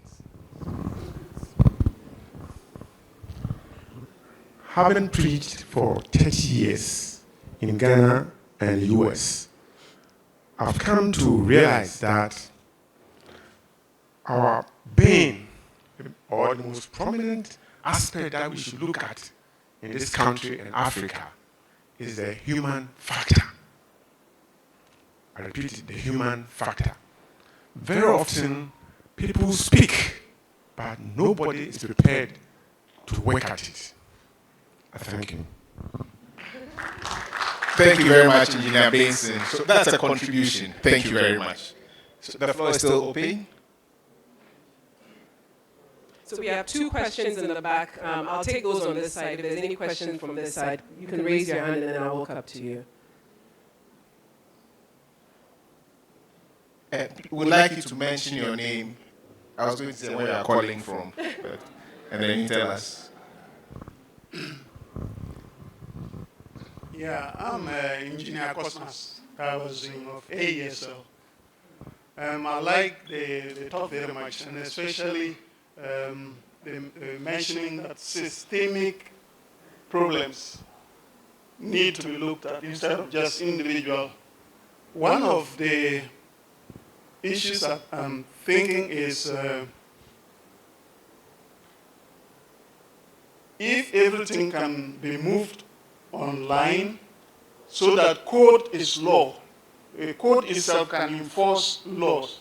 Because when our fathers were managing production with their children, they could see what everybody is doing. Now nobody can see what everybody is doing and try to coordinate and enforce. And so people get away with things. In fact, you will not know a lot of things that are happening. So if we can take the vice president's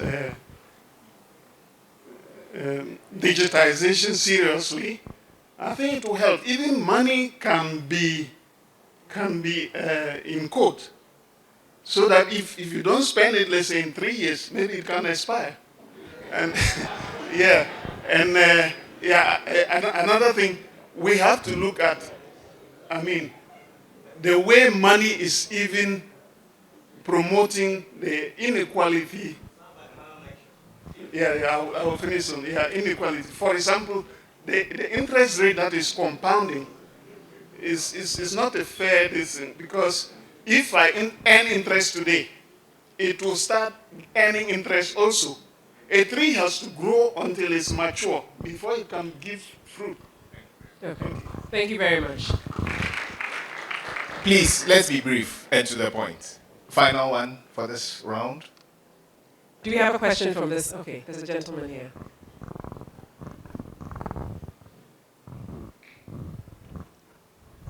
This is not a question, but a contribution. Okay. Throughout history, throughout many civilizations, countries became better countries not because of politicians. Looking to Britain as example, US as example, Singapore. To the point, as Ghanaians, we have to stand for our countries. As entrepreneurs, as engineers, we are supposed to stand for our countries, not politicians. So the future of our nations and those who are going to make our nation better is the average Ghanaians. We engineers as Ghanaians, first and foremost. Because engineers, we create the future. So once again, I'll say we should stand for who we are as Ghanaians, our ethics, our morals. Thank you very much. Thank you very much. Because of time, we want to okay, I think we have one question in the back. We really want to tackle 3 questions for our speaker so that we can actually have an engagement from him. 3 questions, top. Hi, I wanted to ask, my name is Zoe. Please go ahead. I wanted to ask, ethics, the foundation of ethics is morality. Morality is fluid in a lot of times, so when do you draw the line? Especially when the particular scenario in question does not have an exact answer in the code of ethics for GhIE or anything relating to legislation. What do you do then? Thank you. Okay. Good question. That's a valid question. Any other question? So far we've had 2 contributions and 2 questions. A third question, and then we'll close the cap on questions. 2.5 contributions, 1.5 questions. Okay. Okay, can we also check with our participants online to see if anyone has posted a question? Okay. Okay, my name is Engineer Gidat Kunake. My question is corruptions that have become unestablished systems. How do we break them so that we can make progress in this country?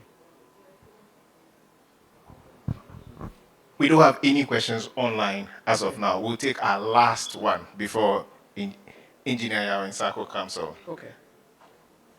Mr. Kakre Samoa.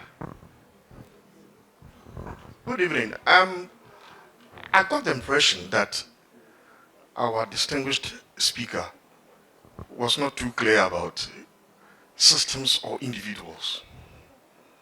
So where do we stand? Systems are made of individuals.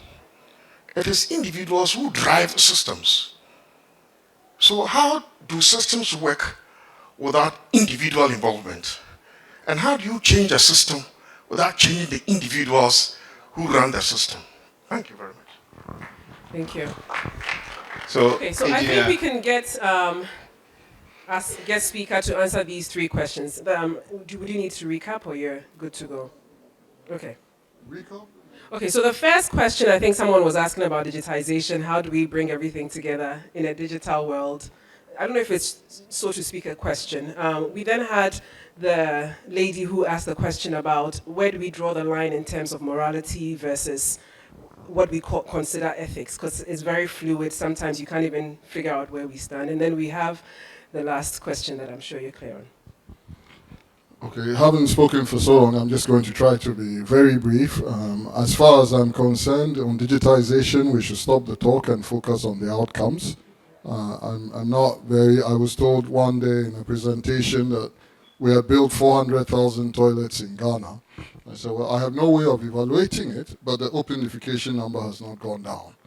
And for me, statistically, it is impossible to have a population of 32 million people, put 400,000 toilets in, and the openification number stays at 18%. So I hear a lot about digitization. Let's make it impact. I went, because you heard the Chief Justice say that I recently retired, I went to one office, I will not mention them to embarrass them. They said they had digitized the place. They kept me for 30 minutes entering data. Then when we finished, they said they brought out carbon paper, some pad, etc. I said, what is this? It's the parallel process. So if we say we're doing digitization, let's do it well. It has many major benefits. That's what I will say. The question of gray areas, which is what you are talking about, I have one simple principle. You resolve everything in the interest of the long-term health of society. That has to be the criteria. Long-term health of society, not the month's numbers or the quarter's numbers. What is right in the long-term health of society?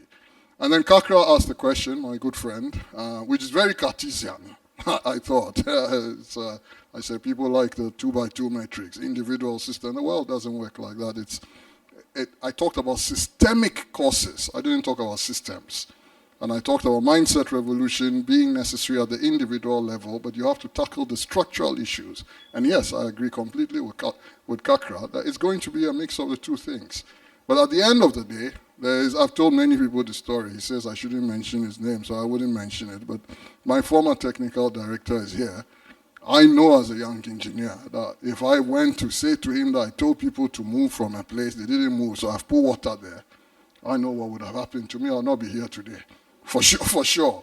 So we don't like to have this conversation about the absence of consequences, but no society has ever achieved discipline without also having a law-based society. In fact, at one point, Deng Xiaoping came under a lot of pressure in China from Amnesty International and so on and so forth about the death sentence, etc. His response was striking. He said the most powerful deterrent in the world is to see somebody die for crime. And that they can do what they want to do in the West, but in China, he knows his people. If he takes that away, he will lose control of crime. I think I've seen it in many places that you've lived in the world. We talk about Singapore, West Germany, Scandinavia, and so on and so forth. I lived in Lagos with many people from those societies, and you should see how indisciplined they become when the framework of laws is absent. You wonder whether they're the same people. And by the way, you take people from the most rowdy towns in West Africa, put them in Singapore. They shape up. Because you joke, you know what the rattan is? It's the cane. They will cane you publicly. Even Bill Clinton, when he was president of America, tried to intervene for a 12-year-old who went and sprayed cars. Lee Kuan Yew told you do what you want in America, but here, you don't come and fool around. They cane the guy. So when you're in Singapore, 3 a.m., we are walking the streets. The light turns red, we all stop. As one of my friends used to say to me, he said, rather than come and pay $200 to these Singaporeans, I'll give it to my church in Ghana. They'll turn me into a saint. So that's the way I look at it. Thank you very much. We have a few questions online. David Aboya is asking, how do we use standardized approach to curb ethical issues through bodies like the Ghana Standards Authority? And Francis Kumi says, in Ghana, people say one cannot change the system. How true or false is this? And what practical steps can one really take to change any sinking system in our public sector? I think this has been addressed, but yeah, I think it's already been addressed clearly in the presentation. I don't know, yeah, I think it's been addressed, so there's nothing really to add. Do we have any other questions? Yeah, so we'll take this as our last question. Our last round of questions, maximum 3. Hello, good evening, everyone here. Engineer, you've mentioned the VRE situation on some situations before you finished your lecture, and even after your lecture, you started it again. So I'm not trying to say what they did was right, but then since they were told to go, they were trying to drive them away, and it didn't work out. What do you think was the alternative situation? In such situations, I would like to ask again, in situations when persuasion fails, is force always the next option, or there is another option before you can look at force? So I would like to ask those other questions. So one more question from the back, and then we are done. One more question from the back, and we're done. Okay, my name is Elvis Ambo. Okay, so realistically speaking, if all the measures are put in place to alleviate all this corruption and unethics, how much improvement would be in the life of the average Ghanaian in the rural area, realistically speaking? The third question is unanswerable. I agree. When I sit on the right-hand side of God, I'll answer that question. But right now, I told you you are not a prophet. Yes, right now I can't prophesy. The question of VRA is a valid question. I have many very good friends, and in fact, the guy who came on TV is a very, very good friend of mine in the same hall. And the Chief Justice was actually saying, yes, it's a very valid question. I asked my friend, can you show me a court order that you got when the people refused to move? Can you show me the trail that you went to the police, the armed forces to get help? Can you point me to where they were supposed to relocate to? Or you just said relocate and then they should relocate. Now, I don't want to do an inquest on an organization. I don't have all the facts. I use it more as a case study. The idea, let me ask you the question. If Jubilee House was in Mipe, would we do this? answer that question for yourself, and I think in that answer you have the answer.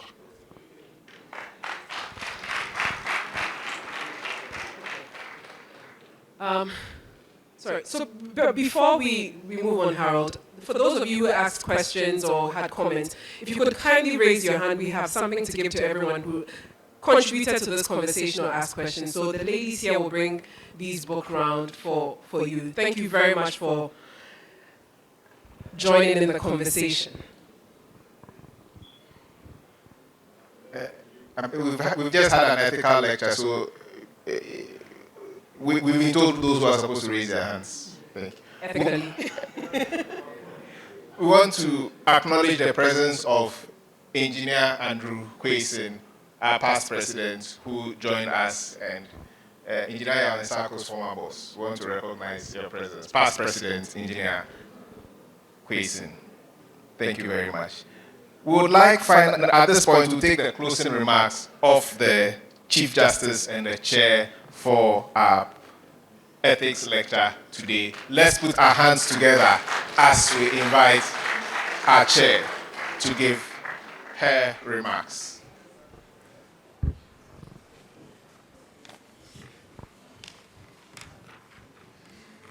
I think a fitting way to start these remarks is to ask that we clap again for Yao.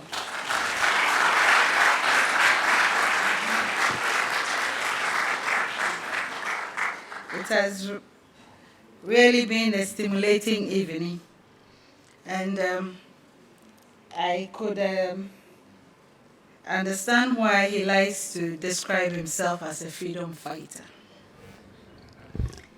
You're bringing it down because I'm shorter than him.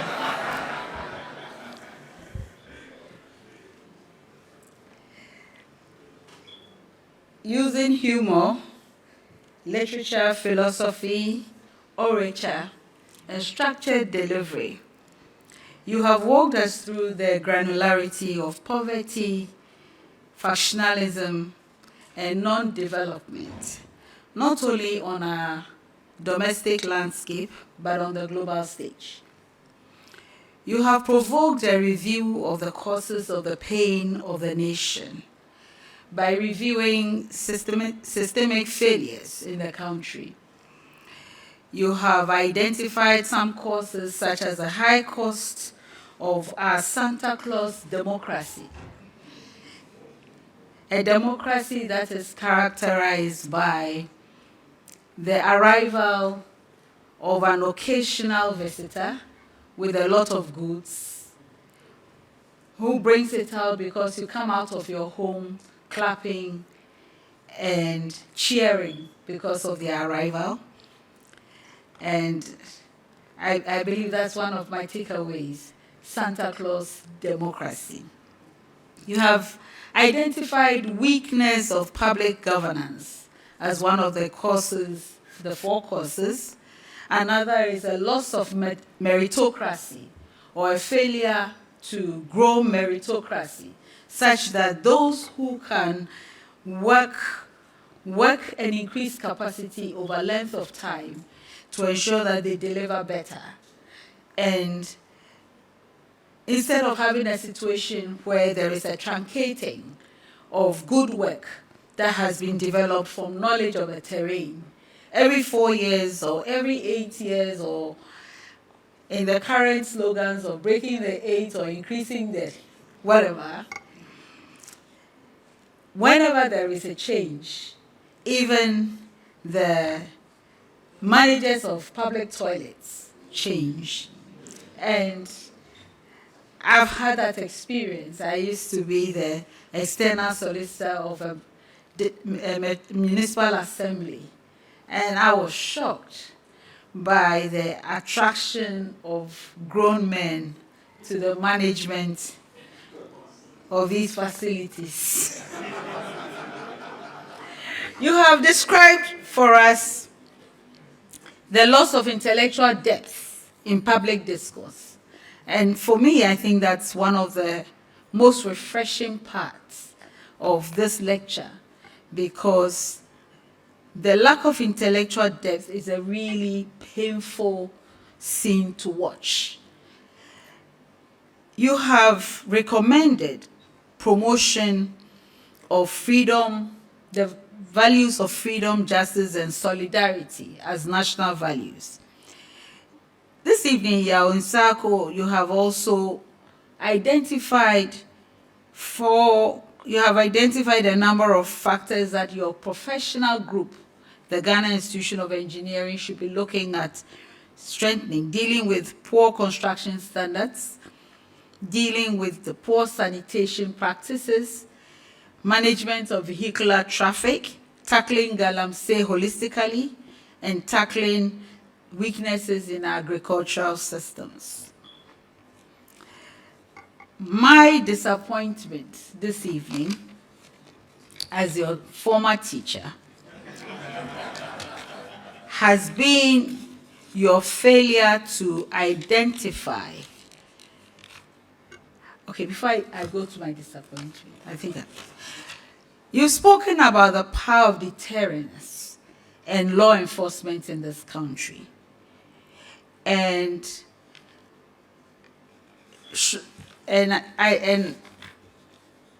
pointed out how human behavior changes when it knows that what they're doing will be sanctioned and well and truly sanctioned.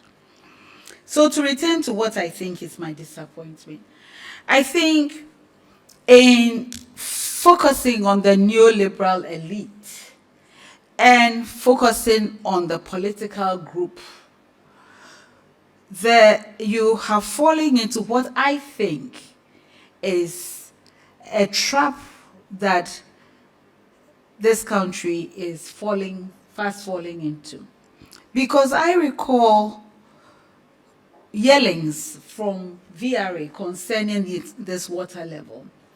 However, much of media focus was on political activity. And so even though VRA was drawing attention to what was happening, people could hardly hear. It was like a little child's voice in the house with a bellowing father. The child's voice gets drowned.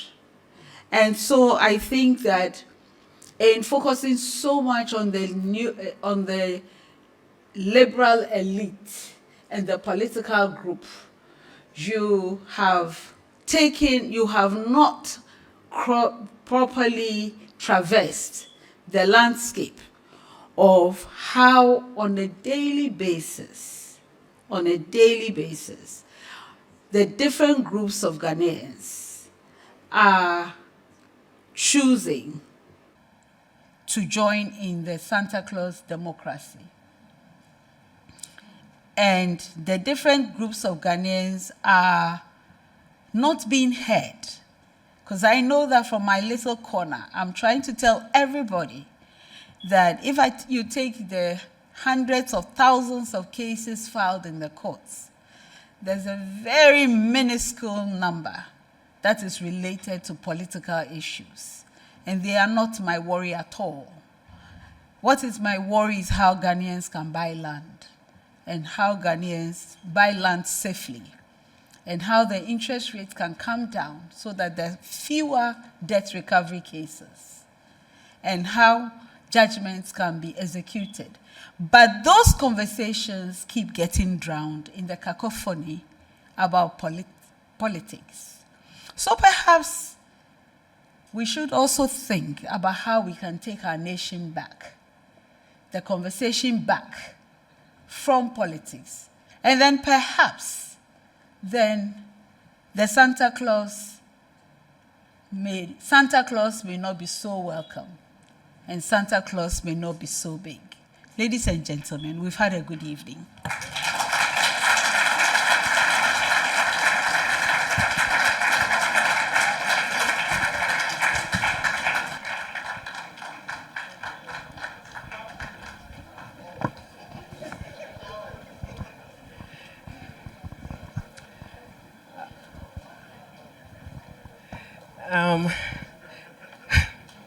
And just when the conversation just got interesting, we have to draw the curtains. Because I think if we stay, there's going to be a lot of conversation. There's opportunity after this for us to socialize and continue the conversation. But for now, we want to invite the... Okay, so we should go ahead. Vote of thanks. Okay. So for now, I would like to invite Engineer Bismarck Otu to give the vote of thanks, after which we will close today's event. Thank you very much. After which the dignitaries, front row, yes, will come forward to take a group picture. Right over here. So, okay. Bismarck. Thank you very much. Good evening. Good evening. I can hear this is serious. Good evening. Hasta la vista. This is what? Stampede what? Please. I don't know the code. Most importantly, the Chief Justice of this Republic is here. If you try anything stampede, I don't want to go to prison. Very so much grateful for your attendance. In fact, we are so much amazed. The first time goes to our sovereign creator, Jehovah God, for providing us, all of us, the life that we have, and we're enjoying to be here. In fact, without life, we wouldn't be here. The second thanks goes to our most powerful teacher in this room. You all agree that we have the most powerful woman in this room, in this country. To her ladyship. Please. Her ladyship. I've always desired to marry a lady, but to hear her ladyship being given as a title acquired by virtue of one's ability is really beyond measure. We so much appreciate you, your ladyship, for taking so much out of your time, your busy schedule, for being here with us and marking our finest lecture for tonight. We have taken cognizance of the marking scheme that you have given us, and we'll work on that. We so much appreciate for that. Please, a round of applause for our lady. Second one goes to the lecture of the moment. I think KNUST and Lagos have so much slot for you to lecture. Along the way, I just could think that if he was my lecturer, I probably think I would not catch up with the way he was lecturing. Because the speed, I said, this man is too smart for my liking. Thank you so, yeah, for my liking. When you have so much of a smart lawyer, a smart teacher, you are likely to fail his paper. So, yeah. Thank you so much, Engineer Yansako. Please, a round of applause for Engineer Yansako. Then we come also to, before we come to our Executive Council, our fathers, our past president, for being so much graceful to this event. We so much appreciate you. In our midst, we have our vice past president, we have in fact, we have even the chairman of the Engineering Council. Can you imagine? A very powerful man. He's here with us. Round of applause for him. And we have one of the most astute women engineers in this country, Engineer Kalin Bushedid. I love her name. Please clap for her. A former president of the Ghana Institute of Engineering and also West African Federation of Engineering. Africa. Oh, sorry, madam. Africa. Wow. I think I've switched the position of Engineer Leslie Aye to that of Engineer Kalin Bushedid. In fact, just recently she was the president of the Federation of African Engineering Organization. Engineer Kalin Bushedid. Thank you so much for coming. We so much appreciate you. We have, I think I've forgotten some of the names, but pardon me. We have Engineer Leslie Aye. We have Engineer, please help me out. Ato Bright.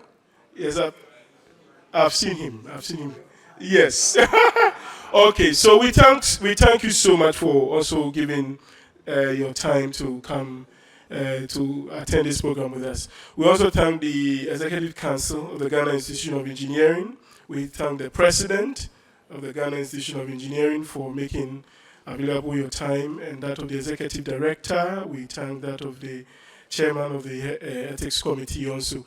And the last one goes to all of us. For those in attendance and for those online, we thank you so much for making a piece of your time to be in with us today. And then we want to appreciate that next year, by this time, you also make time and attend this program. Until then, what would we say? Hasta la vista, right? Okay. Thank you so much. Have a nice evening.